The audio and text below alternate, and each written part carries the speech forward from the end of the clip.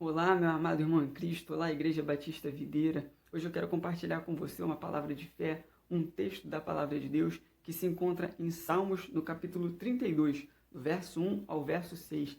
É um texto que falou muito ao meu coração e creio que também vai falar ao seu.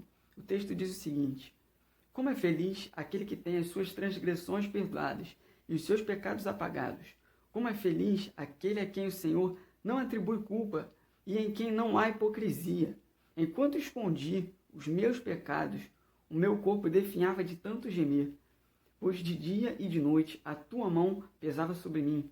Minha força foi se esgotando como em tempo de seca. Então, reconheci diante de ti o meu pecado e não encobri as minhas culpas. Eu disse: confessarei as minhas transgressões ao Senhor, e tu perdoaste a culpa do meu pecado. Olha só o que o salmista Davi está dizendo nesse texto. É um salmo de Davi onde ele fala que feliz são aqueles que têm as suas transgressões perdoadas, aqueles que têm as suas falhas perdoadas pelo Senhor. Feliz é aquele que tem o seu pecado apagado pelo Senhor. Ele diz que bem-aventurado, que feliz é aquele homem em quem o Senhor olha e não atribui culpa, em quem o Senhor olha e não vê um coração cheio de hipocrisia, mas vê um coração sincero, limpo e puro. Ele diz que na vida dele, enquanto ele tentou esconder os pecados, na vida dele, ele sentia como se fosse um fardo, sentia um peso na sua vida, sentia a mão do Senhor pesar sobre ele, e as suas energias iam se esgotando, ele se sentia fraco. É isso que acontece quando o pecado está na nossa vida.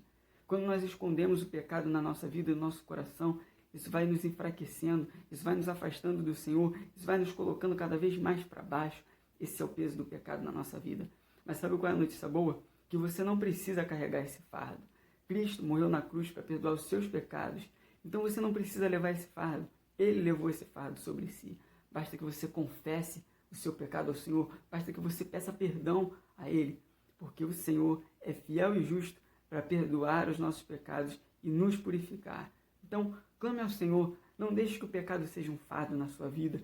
Muitos passam a sua vida inteira tentando esconder os seus pecados, tentando esconder as suas falhas, por medo do que os outros vão pensar, por medo do que os outros vão dizer, ou até mesmo porque é confortável estar no pecado, não ter que viver uma vida de santidade, não ter que abandonar os pecados na sua vida.